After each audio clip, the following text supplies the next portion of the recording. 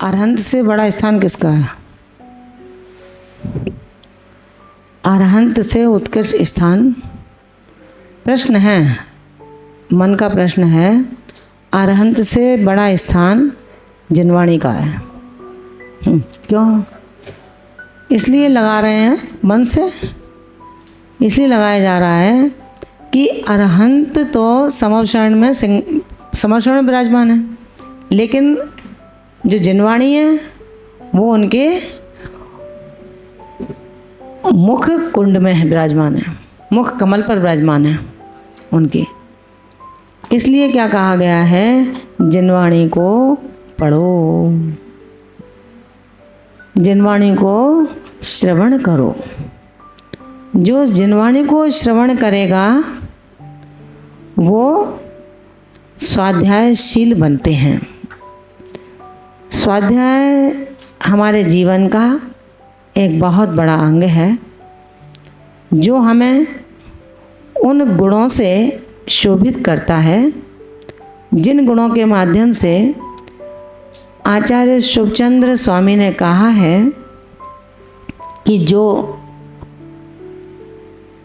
आत्म इच्छुक, आत्म हित के जो इच्छुक हैं उनको निरंतर अपने जीवन में स्वाध्याय प्रेमी बनना चाहिए, क्योंकि स्वाध्याय करने से ही हमारे ज्ञान की वृद्धि होती है। स्वाध्याय से ही ज्ञान की वृद्धि होती है, परिणामों की शुभ्रता होती है, शुभ परिणाम होते हैं, संसार से वैराग्य होता है, धर्म के प्रति अकाट श्रद्धान होता है। जो परवादी होते हैं उनसे हम निर्भीक होते हैं, यानी कि परवादियों से भय नहीं होता है। आचार्य भगवंतों ने कहा है इसी स्वाध्याय के माध्यम से व्रतों में अत्याचारों की शुद्धि होती है, वैराग्य की वृद्धि होती है। इनके माध्यम से हमारा संशय का विनाश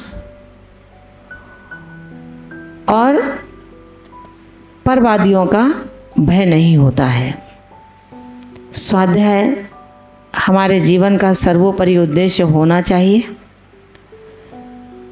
क्योंकि जो स्वाध्याय से ज्ञान का अर्जन होता है वो रटने से नहीं हो पाता है। हमने गाथाओं को याद किया, गाथाओं के अर्थों को याद किया, याद करने से नहीं, उसे हम अभ्यास में डालें। क्योंकि जब हम चाणक्य नीति को पढ़ते हैं तो उन्होंने उसमें लिखा है कि जो विद्या कंठ में नहीं है, जो पैसा हाथ में नहीं है, जो विद्या कंठ में नहीं है, जो धन हाथ में नहीं है, किसी दूसरे के पास में है, तो आवश्यकता पड़ने पर न वो विद्या काम आएगी और न वो धन काम आएगा। जब धन और विद्या समय पर काम नहीं आई तो वो धन धन नहीं है और विद्या विद्या नहीं है। उन्होंने कहा पुस्तकेषु च विद्या पर हस्तेषु यत् धनम, पुस्तकेषु च विद्या पर हस्तेषु यत् धनम, उत्पन्नेषु च कार्येषु न स विद्या न यत् धनम। विद्या कंठ में जब विराजमान होती है तो व्यक्ति ज्ञानशील होता है, श्रुतिवंत होता है, प्रज्ञावंत होता है। प्रज्ञादर्शियों से स्वात्मदर्शी बनता है, स्वात्मदर्शी से ही समदर्शी और समदर्शी से केवलदर्शी बन जाया करता है।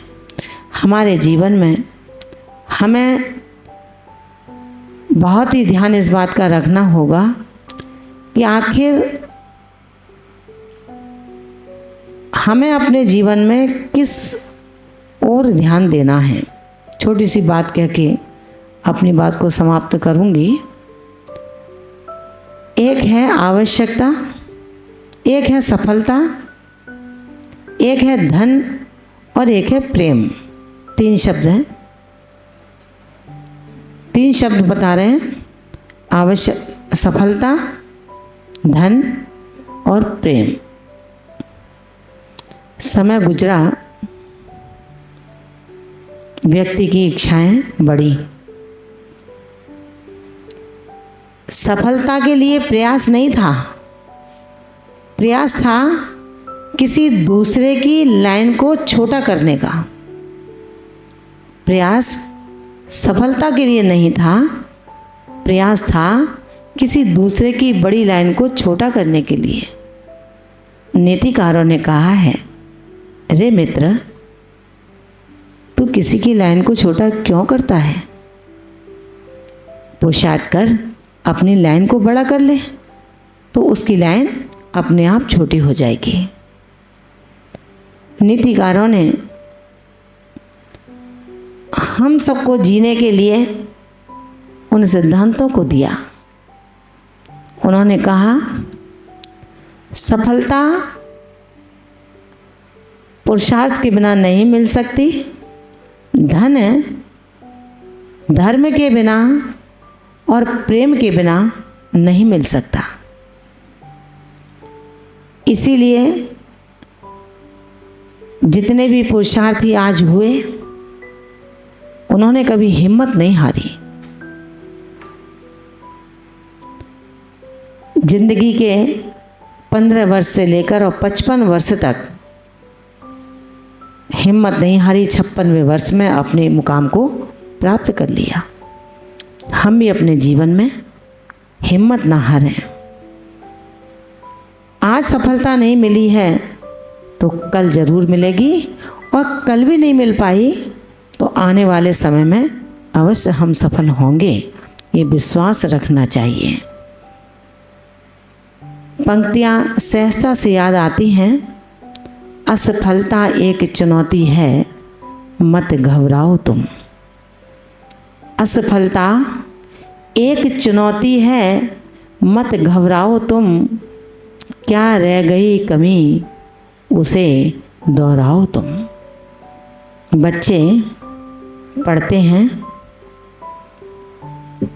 एक बार में अपनी सफलता को प्राप्त नहीं कर पाते, तो जो कमी रही पिछले वर्ष, उस कमी को पूरा करने के लिए उद्यमशील होते हैं। लेकिन हम उस कमी को जब तक कमी नहीं समझेंगे, तब तक हम प्रयास करेंगे किसका? हमें कभी ये विचार नहीं करना चाहिए कि मैं अकेला हूँ।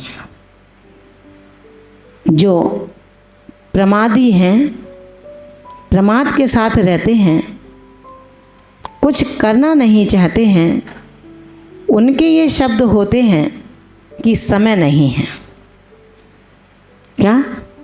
उनका ये शब्द है कि समय नहीं है। लेकिन जो पुरुषार्थी हैं, सफलता ही जिनका धरोहर है, वो समय नहीं है ऐसा कोई शब्दकोश उनके पास नहीं होता है। इसलिए हमारे जीवन में 3 वाक्य मैंने बताया आपको, धन, सफलता और प्रेम। जब 3 विद्वान देहरी पर दस्तक देते हैं, आवाज़ लगाते हैं मालिक को, महिला एक बाहर आती है और कहती है कि आप कौन हैं और हमारे दरवाजे पर आपने दस्तक दी है, उसका कारण क्या है? हम आपको नहीं पहचानते हैं। उन 3 आए हुए अतिथि रूप विद्वानों ने कहा कि आप हमको नहीं जानती हैं, हम चाहते हैं कि आप हमारा आतिथ्य सत्कार करें, हमारे भोजन की व्यवस्था करें और हमें अपने यहाँ पर आमंत्रित करें। लेकिन एक शर्त है हमारी, अगर आप हमको भोजन पर बुलाती हैं तो हम तीनों में से कोई एक ही आएगा, हम तीनों नहीं आएंगे। क्या कहा? हम तीनों में से एक ही भोजन करने आएगा, हम तीनों एक साथ किसी के एक घर में नहीं जाते हैं। महिला ने विचार किया कि आप कौन हैं, हम किसको बुलाएं? तो बोले हाँ, मैं अपना नाम बताते हैं कि हम तीनों का नाम क्या है। उन्होंने कहा हम में से 3 हैं, एक सफलता है, एक धन है और एक प्रेम है। क्या कहा? तीनों के नाम बता दिए। महिला सोची कि अब मुझे किसको बुलाना चाहिए, तो बोलती है कि रुको, मैं अभी आती हूँ अपने पतिदेव से पूछकर कि मुझे किसको बुलाना है। उन तीनों ने कहा कि हाँ जाओ और जल्दी लौट करके आ जाना।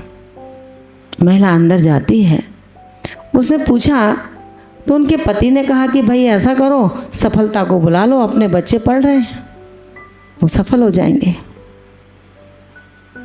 उसको सुनकर के बेटे ने कहा कि पिताजी, धन की बहुत आवश्यकता है, धन के बिना जीवन का कोई अर्थ ही नहीं होता है, धन को बुलाना चाहिए। इतने में अध्ययनरत छोटी बेटी बाहर निकल कर के आई और कहा कि माँ, ना अपने को धन की आवश्यकता है, ना अपने को सफलता की आवश्यकता है, आप तो अपने घर में प्रेम को बुला लो तो सब कुछ अच्छा हो जाएगा।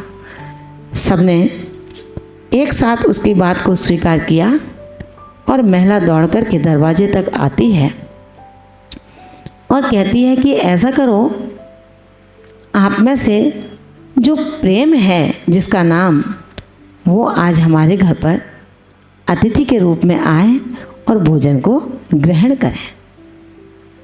प्रेम आगे बढ़ा।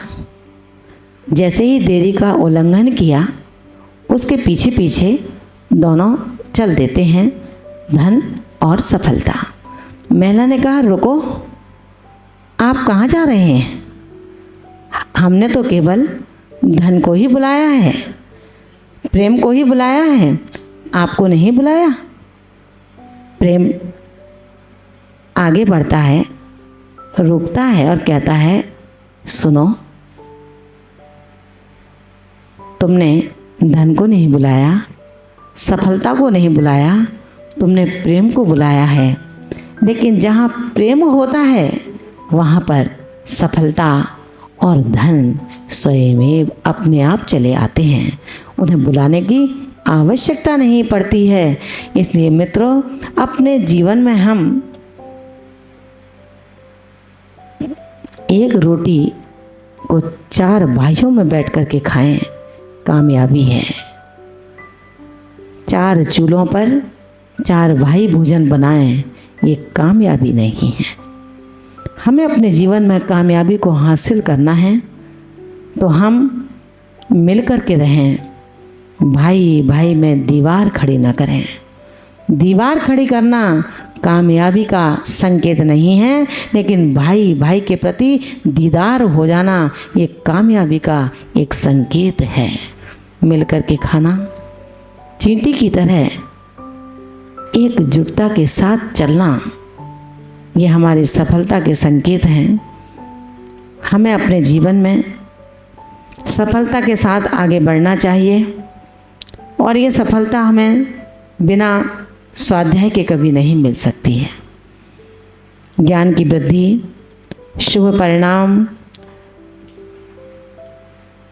परवादियों से वह नहीं, वैराग्य की वृद्धि, धर्म में दृढ़ता, अत्याचारों की शुद्धि, ये तभी संभव हो सकती है जब हम अर्थ को समझेंगे।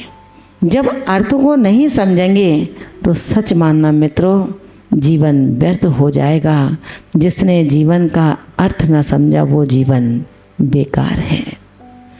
इसलिए हम सभी अपने जीवन में स्वाध्याय को अपने जीवन में लक्ष्य बनाएं, क्योंकि माँ जिनवाणी जब सामने आती है तो अंदर का मन उत्साहित हो जाता है कि अब मुझे माँ जिनवाणी के 2 शब्द उस लोरी के मीठे शब्दों के समान प्रतीत होंगे, उस स्तन के दूध के समान मुझे मिलेंगे जिस माँ ने बचपन में पिला करके हमें हष्ट पुष्ट किया था, लेकिन उसने दैहिक जीवन को मजबूत बनाया था। जननी माँ जब बच्चे को प्रसूत करती है तो वो संसार की शिक्षाओं से उसे प्रेरित करती है, लेकिन हे माँ जिनवाणी, तुम ही एक ऐसी माँ हो जो संसार का उल्लंघन कराने के लिए हर अपने सपूत को तुम अपनी गोद में बिठा करके उसे उत्तीर्ण कर देती हो।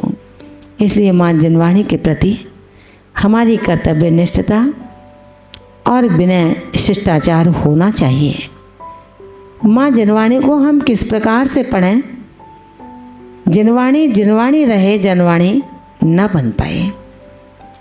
जिनवाणी का एक अक्षर, एक मात्रा परिवर्तित करने का हमारा कोई अधिकार और हमारा कोई साहस नहीं हो सकता।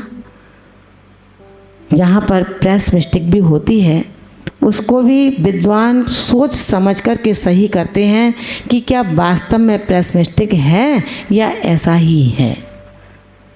जिनवाणी पढ़ते समय हमें ज्ञान का, विनय का बहुत ध्यान रखना है। बहुत स्थूल रूप से देखने में आता है कि जब पढ़ने वाले पढ़ते हैं तो जिनवाणी पर ही लिखना शुरू कर देते हैं। जिनवाणी पर हमें कभी नहीं लिखना चाहिए। अपने लिए एक डायरी रखें और अपनी एक पेंसिल पेन रखें। जो भी आपको क्लिष्टता लगती है सब्जेक्ट में, उस सब्जेक्ट के संकेत रूप में हम अपने डायरी पर नोट करें, न कि जिनवाणी पर। पढ़ते वक्त हमने देखा है कि जब अन्वयार्थ की स्थिति बनती है तो अन्वयार्थ जल्दी से समझ में न आने के कारण पढ़ने वाले अपनी सुविधा के लिए उस पर जिनवाणी पर ही अर्थ लिखना प्रारंभ कर देते हैं। विचार करना, जब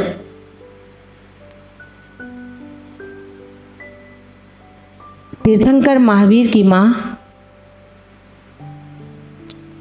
अपने बालों में गुलाब के पुष्प को लगा करके तीर्थंकर महावीर से ही पूछती है कि बेटा देखो तो सही, मेरे चोटी में ये फूल कैसा लग रहा है। मालूम है क्या जवाब दिया? उन्होंने कहा, माँ अगर मेरे ही मुखड़े को काट करके लगा दिया जाए तो तुम्हें कैसा लगेगा? जिस पुष्प को तुमने लगाया है ये भी तो जीव है। महान भावों, इसी तरह अपने चेहरे को हम आईने में कितना साफ रखते हैं। चेहरे की एक एक झुर्री ना पड़ पाए उसके लिए कितना ध्यान रखते हैं। चेहरे पर यदि कृष्णपना है उसको शुक्ल पने के लिए कितने कितने सौंदर्य प्रसाधन की व्यवस्थाएं करते हैं। माँ जिनवाणी के लिए किंचित भी नहीं सोचते हैं कि माँ जिनवाणी के लिए हम उनको मोड़ भी देते हैं, मंदिर में पूजा करते हैं, चटक भी रख देते हैं, लवंग भी रख देते हैं, चटाई का तिनका तोड़ा उसको लग देते हैं। यह आपका निशान बनता है। जिनवाणी के लिए हमें विनय वंदना के साथ में पठन और पाठन करना चाहिए। ये ही विनय वंदना हमारे जीवन में हमें द्वादशांग का पाठी बनाएगी। मन में फिक्र ये नहीं करना है कि मैं निरक्षरी हूँ, मैं कुछ याद नहीं होता।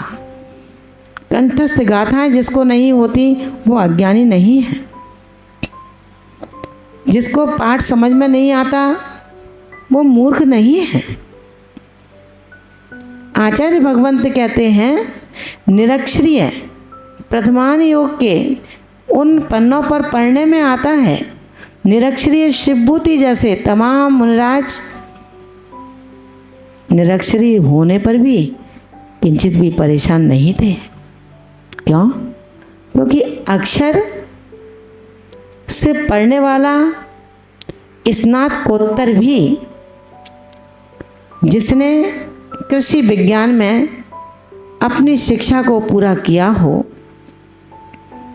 फिर भी वो मिट्टी खोदना, मिट्टी भरना, हल चलाना नहीं जानता। आचार्य ने कहा है, जिसने समय सार को पढ़ लिया है, नियम सार को पढ़ लिया है, प्रवचन सार को पढ़ लिया है, आचार्य अमृतचंद्र स्वामी के अमृत कलश को पढ़ लिया है, लेकिन वो अमृत कलश नहीं बन पाया, समय सारी नहीं बन पाया, तो क्या लाभ है? भोजन किया, भोजन करने के बाद सुपाच्य नहीं था, पच नहीं पाया, पथ्य नहीं था, अपथ्य था, तो वो भोजन क्या शक्ति को वर्धमान करेगा? शारीरिक शक्ति कभी उससे वृद्धिंगत नहीं हो सकती है। ठीक इसी प्रकार आगम का अध्ययन करने के बाद यदि उस आगम के अध्ययन के साथ आचरण में परिवर्तन नहीं आता है, मात्र पढ़ना पढ़ना पढ़ना पढ़ना, आचरण नहीं है, आचार्य भगवंत कहते हैं वो कभी भी स्वस्थ नहीं हो सकता है। जीवन में स्वस्थ होना है। हम व्यवहार की शैली में पूछते हैं, आप स्वस्थ हैं? कौन स्वस्थ हो सकता है? जिसके पीछे 8 कर्म दौड़ लगा रहे हों, वो भला कैसे स्वस्थ होगा? विचारणीय विषय है। हम व्यवहार की दृष्टि से पूछते हैं, आप स्वस्थ हैं, लेकिन वो कैसे स्वस्थ होगा? जब तक स्वस्थ को समझेंगे नहीं। स्व प्लस यस्त, इस्त धातु स्थित होने के लिए है। किसमें? स्व में, अपने में। अपने में स्थित रहना ही व्यक्ति का स्वस्थपना है। आचार्यों ने यही कहा है कि भोजन को पचाने के लिए पथ्य की आवश्यकता है। हमारे शरीर की स्थितियाँ, पाचन शक्ति सही होगी तो भोजन पचता है और शरीर की दुर्बलता नष्ट होती है। जब भोजन पच नहीं पाता है तो शरीर की शक्ति क्षीण होती है। इसी तरह से हम अपने जीवन में अध्ययन अवश्य करें, हर ग्रंथ को पढ़ें, लेकिन पढ़ने के बाद उस ग्रंथ के योग्य आचरण भी करें। शिवभूति जैसे निरक्षरी केवल ज्ञान के धारी बन गए और 11 अंग के पाठी भी फिसल गए। ज्ञान बिना श्रद्धा के कार्यकारी नहीं होता है। जब तक श्रद्धा नहीं है तब तक ज्ञान केवल ज्ञान ही रहेगा। उसकी तरह कि औषधि जानता हूँ, औषधि जानता हूँ, हाथ में रखा हुआ औषधि का पेपर कभी व्यक्ति को स्वस्थ नहीं कर सकता है। मुट्ठी में बंद जहर मृत्यु का कारण नहीं हो सकता है। मुख में रखा हुआ जहर ही मृत्यु का कारण होता है। इसी तरह हम कितने भी ग्रंथों को अपने सामने रखें, कितने भी बार समय सार को पढ़ें, लेकिन महानुभावों, समय सार को पढ़ने वाला जिसके मुख से अमृत का झरण होता है,